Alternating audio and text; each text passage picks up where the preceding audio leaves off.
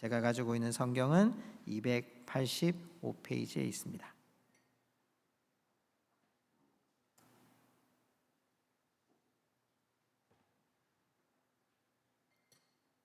1절입니다.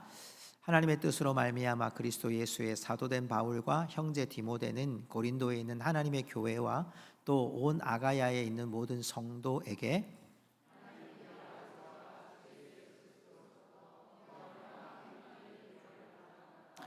찬송하리로다. 그는 우리 주 예수 그리스도의 하나님이시요 자비의 아버지시요 모든 위로의 하나님이시며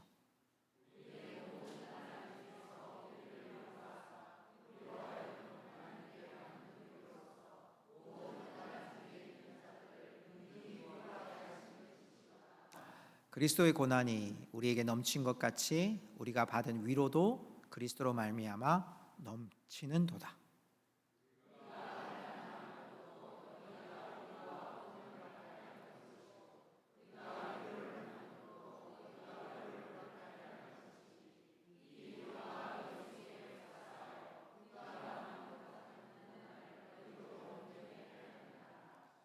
너희를 위한 우리의 소망이 견고함은 너희가 고난에 참여하는 자가 된 것 같이 위로에도 그러할 줄을 알미라.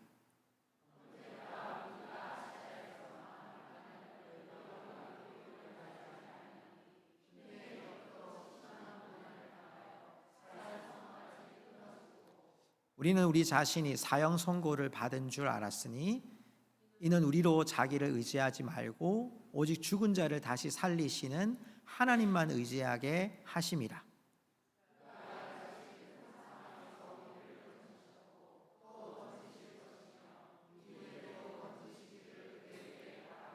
11절 같이 읽습니다. 너희도 우리를 위하여 간구함으로 도우라.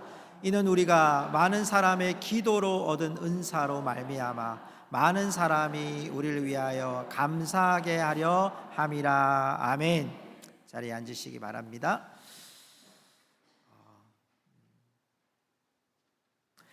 영국 수상 중에 윈스터 처칠이라고 하는 분이 있습니다. 이분이 감사란 이렇게 고백을 합니다. 당신이 가진 것에 만족하는 마음이 아니라 모든 것을 소중히 여기는 마음입니다. 감사는 형편이 아니라 내 삶에 무엇이 소중한가를 기억하는 것, 이게 중요하다는 거예요. 우리 옆에 분에게 이렇게 고백합시다. 당신은 소중한 하나님의 자녀입니다. 이렇게 고백합시다. 당신은 하나님의 자녀입니다. 아멘. 오늘 맥주 감사 주일을 맞이하는데요. 우리에게 이 7월 첫 주가 맥주 감사 주일이라고 하는 의미는 유대인들에게는 첫 열매 소산을 드리는 때이기도 하고요. 우리도 보면 이제 이모작을 하는 경우들도 종종 있기도 하고요. 또 한 지난 6개월을 돌아보면서 하나님의 은혜를 헤아려 보는 그런 시점이기 때문에 이 맥주 감사주일이 참 의미가 있다고 볼 수 있습니다. 오늘 저는 이제 고린도후서를 시작하면서 이 맥주 감사주일 첫 번째 이 감사에 대한 메시지를 함께 나누면서 이 고린도후서가 우리가 살아가는 주가 이끄시는 삶의 현장을 우리를 보게 합니다. 이 바울이 지금 이 고린도후서를 쓰는 것은 여러분 고린도를 향해서 바울이 4번이나 편지를 보냈거든요. 성경에 있는 거는 2번만 나왔지만 4번의 편지 중에 2번째 편지와 4번째 편지가 고린도전서, 고린도후서가 됩니다. 그래서 하나님께서 이 고린도전서와 후서를 통해서 이미 고린도전서에 바울이 이제 아볼로를 파송하고 디모데를 보내서 그곳에서 이제 여러 문제가 있었잖아요. 우리가 잘 아는 것처럼 뭐 성만찬 문제도 있었고 교회 안에 서로 싸우는 문제도 있었고 또 여자 남자 결혼 이혼 이런 여러 가지 문제들을 조금씩 해결해 간 직후에 한 1년이 지났어요. 그리고 지금 이 편지를 또 보내고 있는 거예요. 그러니까 이 중심에 지금 어떤 상황이 되어 있냐면 바울이 없는 것 때문에 교회 안에 거짓 교사들이 들어와서 유대인들을 중심으로 한 복음, 이 소리가 조금 울리는 것 같아요. 복음이라고 하는, 우리가 예수 그리스도를 믿음으로만 구원받는다라고 하는 이 믿음을 율법도 지켜야 된다, 또 할례도 받아야 된다, 그래야 구원받을 수 있다라고 하는 이런 사상들이 교회 안에 퍼뜨려지는 거죠. 또 교회 안에 이런 분란들이, 또 교회 밖에서는 이단의 세력들이 이 고린도 교회를 굉장히 위협하고 있는 때였습니다. 사방으로 마치 샌드위치가 된 것처럼 안으로도 교회 문제가 완전히 해결되지 않고 밖으로도 이런 위협들이 계속되어질 때에 바울이 고린도후서를 쓰는 거예요. 그런 경우 가운데 바울이, 저는 이 고린도후서를 보면서 정말 주님이 어떻게 하면 이 바울이 이끌고 가시는지, 이 대부분의 고린도후서의 이야기는 내가 하나님 앞에 부르심을 받은 사도입니다라는 걸 이야기하는 거거든요. 근데 저는 이 한 장 한 장을 보면서 하나님이 우리를 이끌어 가시는 삶의 현장에 보물들을 발견하게 돼요. 여러분 쭉 13장까지 나가면서요, 우리 정말 하나님이 한 장 한 장에 주시는 그 하나님이 이끄시는 현장에 하나님의 보물들을 발견할 수 있기를 주님의 이름으로 축복합니다. 축복합니다. 여러분 그 보물의 첫 번째 보물이 뭐냐? 다 같이 따라 합시다. 감사. 감사. 뭐라고요? 예. 바울은 이런 상황에 어떤 감사를 할까? 저는 오늘 이 말씀을 이렇게 보면서 엎친 데 덮친 격으로 교회를 세워놨더니 교회에 분쟁이 일어나고, 사람을 세웠더니 문제가 해결되지 않고, 그리고 바울은 자주 갈 수가 없는 지경에 있고, 바울에 대해서 당신 정말 하나님의 사도가 맞냐? 예수님 따라다닌 적도 없는 바울이 무슨 사도냐? 원래 사도라는 이름은 예수님의 12 제자에게만 붙여졌거든요. 그러니까 바울이 사도라는 것을 역사적으로 증명하는 것은 내가 하나님 앞에서 다메섹 도상에서 예수님을 만난 것밖에 없는 거잖아요. 그러니까 이걸 자꾸 이 사도 바울을 사도라고 지칭하지 않는 일들이 계속되고, 가만히 놔뒀더니 외세에서 그런 이방에 있는 그런 악한 이단들이 계속 위협하고, 이게 지금 바울이 할 수 있는 일이 아무것도 없는 거예요. 그런데 그 속에서 바울이 하나님께 대한 감사를 찾아내요. 오늘 본문의 말씀 1절과 2절에 보면 하나님의 뜻으로 하나님의 교회 이렇게 되어 있어요. 그리고 오늘 2절에 보면 하나님 우리 아버지와 이렇게 되어 있어요. 지금 바울은 인사를 하는 1, 2절에서도 하나님이란 이름을 3번이나 강조를 해요. 그 말은 뭐냐면 우리가 다 이런 샌드위치와 같은 이런 정말 위아래로 압박을 받는 상황 속에서도 우리가 믿는 하나님, 그 하나님 아버지, 하나님의 뜻대로 사도가 되었고 하나님의 우리 교회고 하나님이 우리 가운데 은혜와 평강을 주시는 분이라는 걸 선포합니다. 그리고 오늘 그 하나님이 어떤 하나님인지, 왜 우리가 감사할 수 있는지 그 하나님의 존재를 선포합니다. 말씀을 보십시오. 3절 말씀부터 7절까지의 말씀을 딱 보면 계속 나오는 단어가 나와요. 친절하게 여러분한테 알려드립니다. 3절에 위로의 하나님. 어떤 하나님? 4절에 보니까 우리를 위로하사 받은 위로로 능히 위로하사, 5절에는 우리가 받은 위로도, 6절에는 4번이나 나와요. 위로와 위로밖에 위로를 위로가, 7절에는 위로에도 그러할 줄 참여할 줄. 자, 여러분한테 여쭤볼게요. 3절에서 7절까지 어떤 단어가 제일 많이 나와요? 위로. 여러분 이 위로는 그냥 우리가 곁에서 토닥토닥 떨어주는 그런 여러분 위로, 우리가 생각하는 위로 생각할 수 있어요, 1차적으로. 그런데 오늘 이 본문의 말씀을 원어로 살펴보면 이 위로라고 하는 뜻은 가까이에 있다라는 뜻입니다. 가까이에 있다는 뜻은 뭐냐면 내가 부르면 당장 달려올 수 있는 곳에 있는 게 위로라는 원래 뜻이라는 거예요. 그럼 하나님이 우리의 위로의 하나님, 이런 뜻은 뭐죠? 하나님이 우리의 가까이에 있다. 내가 부르면 응답하시는 하나님이다. 바울이 지금 수많은 얘기를 하고 싶은 건 내가 사도야, 내가 사도. 내가 얼마나 많은 능력을 행했고 내가 얼마나 많은 전도를 했는 줄 아느냐, 나를 통해서 얼마나 많은 교회가 세워진 줄 아느냐, 이런 얘기를 해야 되는데 그가 제일 먼저 하는 일이 하나님은 위로의 하나님이십니다. 우리 곁에 가까이 부르면 오르시는 하나님이십니다. 오늘 3절 말씀에 보면 이 하나님을 이렇게 고백합니다. 찬송하리로다. 그는 우리 주 예수 그리스도의 하나님이시요 자비의 아버지시요. 여러분이 자비라는 내용의 동그라미를 뺑뺑뺑뺑 치셔야 돼요. 왜냐하면 이 자비라고 하는 뜻이 뭐냐 하면, 제가 이 말씀을 보면서 이 자비가 라히밈이라는 뜻인데요, 이 원어를 쓰는데요, 이 자비라는 뜻은요, 몸에 있는 내장 속에서 뒤틀릴 정도로 불쌍히 여기는 거예요. 여러분, 이걸 우리가 부모라고 하는 입장에서 보면 아이가 너무 열이 나고 정말 도저히 병원에 가서도 이 열이 내려가지 않고 이 병명을 알 수 없을 때 진짜 가슴을 치잖아요. 가슴을 치. 여러분, 그게 내 마음속에 자비라는 마음은 내 안에 있는 내장이 막 뒤틀리는 거에 너무 불쌍해서 어쩔 줄을 모르는 거예요. 이거 어쩌면 좋을까? 이 상태를 어떻게 하면 좋을까? 내가 할 수 없는데 이 아이 옆에서 그냥 울고 흐느끼고 손 붙잡고 있고 그거밖에 할 수 없는 그 마음이 자비라는 마음. 우리 하나님이 어떤 하나님이라고요? 자비의 하나님, 위로의 하나님. 왜 이렇게 바울이 여러분 이렇게 자비를 강조하느냐 하면, 이 단어와 못지않게 나오는 단어가 뭐냐 하면 환난이라는 단어.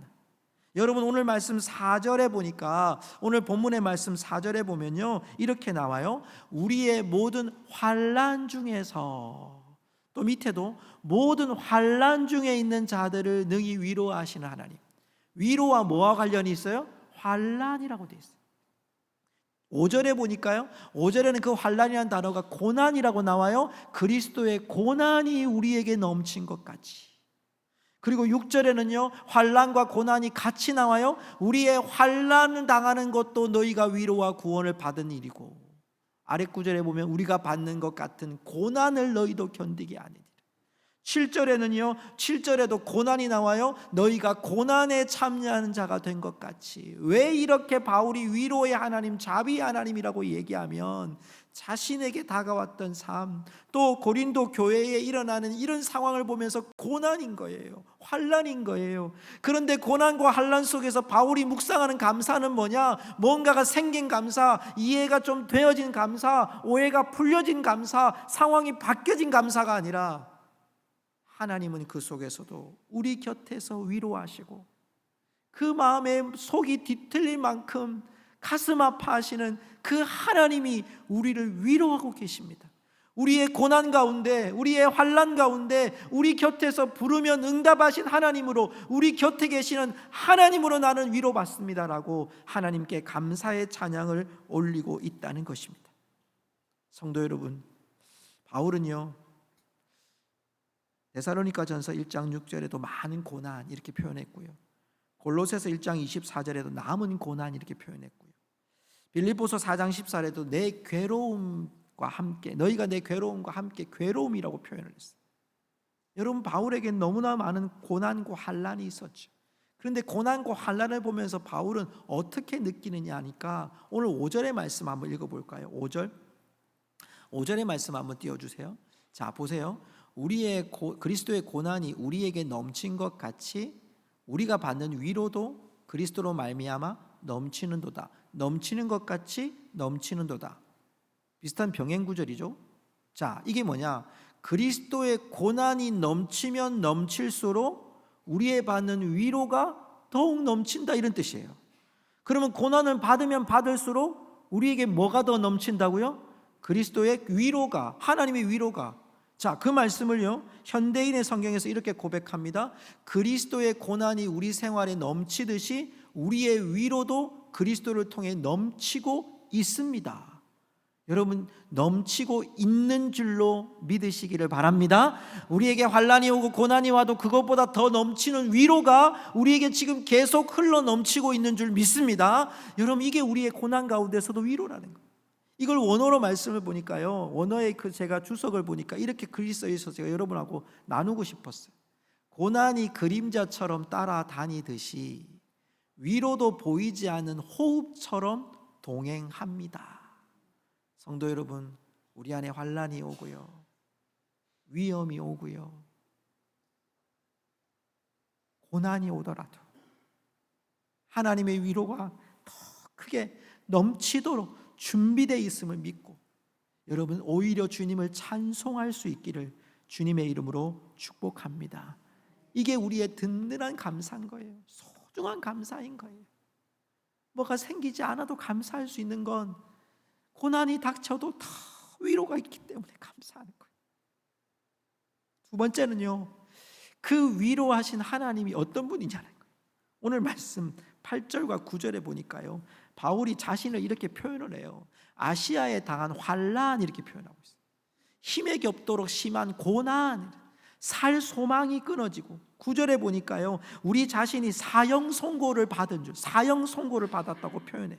여러분, 바울이 받았던 투옥, 매맞음, 돌에 맞아서 거반 죽음, 배가 파산하는 일, 견딜 수 없는 위협과 죽음의 그림자를 경험할 때 그는 사형 선고를 받았다고 얘기해요.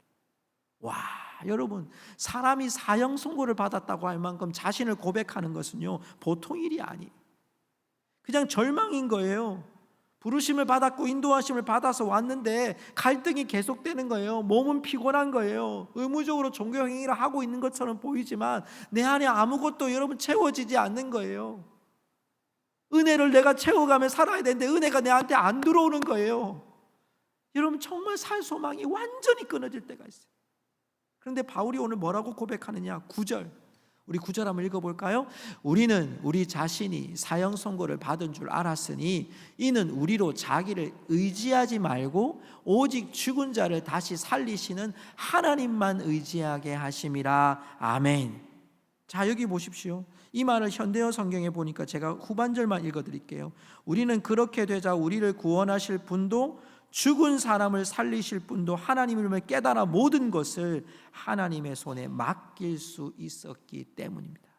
성도 여러분, 하나님께 맡길 수 있기를 주의 이름으로 축복합니다. 위로하는 하나님이 우리에게 어떤 분이냐니까 살려내는 분이라는 거예요. 살려내는 분이니까 맡길 수 있어야 된다는 거예요. 여러분, 제가 해군이었다 그랬잖아요. 해군에서 배운 사람을 살리는 법 중에 우스운 얘기지만요, 사람을 살릴 때 몇 가지 방법 중에 하나가 뭐냐면, 죄송합니다, 정신을 잃게 해야 된다는 거예요. 물에 빠졌을 때 사람들이 막 허우적거려요. 살려달라고 그러면 그때 살리면 둘 다 죽어요. 살려달라고 할 때까지 여러분 그냥 약간 물에 빠져서 죽을 똥말똥할 때까지 놔두라는 거예요. 정신이 몽롱해져야 빨리 데리고 나올 수 있다는 거예요. 사람이 힘이 있으면요, 마지막 힘은요, 여러분 아세요? 사람에게 마지막 그 힘이 생기면 보통 힘이 아닙니다. 우리의 그냥 정말 초월하는 힘이 나와가지고 사람이 자기 붙잡아요. 그럴 때는 사람이 있잖아요, 우리가 사람을 살릴 때는 그렇게 잡아 나오든지, 아니면 목덜미를 잡고 나오든지, 아니면 머리털을 확 잡고 나오든지, 이래야 살릴 수 있어요. 안 그러면 사람이 자기 힘을 너무 의지하면 못 살아요. 여러분, 마찬가지예요. 사람이 물에 뜰 때 있잖아요. 사람이 물에 뜰 때는요, 힘을 빼야 돼요. 그런데 힘을 빼지 않고 사람들이 어떻게 하냐면 자꾸 힘을 주려고 그래요. 살려달라고. 힘을 빼야 돼요. 물 위에 뜰 때는요, 내가 정말 죽었다 생각하고 물 위에 그냥 내가 떠 있는 거예요. 힘을 빼면 그때가 살 수 있는 거예요. 마찬가지예요. 신앙생활 가운데서도 우리가 하나님 앞에 맡겨지는 것은요, 내 힘을 내려놓을 때 하나님의 은혜가 채워지는 줄로 믿습니다. 바울 자신이 오늘 그 얘기를 하고 있는 거예요. 우리가 그런 찬양이 있잖아요. 내가 믿고 또 의지함은 내 모든 형편 아시는 주님, 늘 보호해 주실 것을 내가 확실히 아네. 내가 믿고 의지함은 내 모든 형편 다 아시는 주님이 계시기 때문에 여러분, 그 주님께 맡길 수 있는 것이 우리의 온전한 감사고 소중한 감사고 하나님이 받으시는 감사인 줄로 믿습니다. 그래서 여러분, 우리의 신앙의 조상 중에 다윗은요, 시편 3편 5절과 6절에 이런 고백을 합니다. 내가 누워 자고 깨었으니 여호와께서 나를 붙드심이로다. 천만인이 나를 에워싸 진친다 할지라도 나는 두려워하지 아니하리로다. 여러분, 이 시편을 언제 썼냐 하면요, 진짜 바울에겐 다윗에겐 절망이에요. 왜냐하면 아들 압살롬이요, 반역을 일으켜 가지고요, 아버지를 쫓아오는 거예요. 아니, 아들이 지금 자기가 정말 사랑하는 압살롬 아들이 지난번에 용서도 해줬고 이 압살롬에 대한 정이 정말 보통이 아니거든요. 그런데 그 아들이 반역을 일으켜가지고 아버지 죽이려고 오는데 이 지금 다윗이 뭐라고 고백하냐면 내가 누워 자고 깨었으니 여호와께서 나를 붙드심이로다. 상황이 아니에요. 환경이 아니에요. 여호와가 나를 붙드심을 나는 위로의 하나님으로 삼고 자비의 하나님을 삼고 이 어려움을 당하고 천만이 나를 에워싸 진칠지라도 나는 두려워하지 않습니다. 왜? 하나님이 나를 붙드심으로. 성도 여러분, 우리의 호흡 가운데 하나님이 우리와 함께 하심을 믿으시기 바랍니다. 주님이 우리를 붙들어 주신다고 말씀하시잖아요. 그분이 우리의 위로의 하나님이고 자비의 하나님.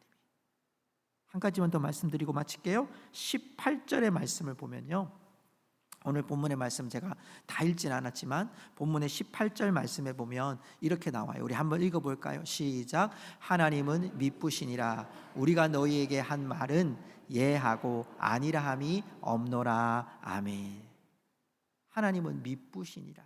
이 미쁘다는 말은 약속을 반드시 지키는 하나님이시다.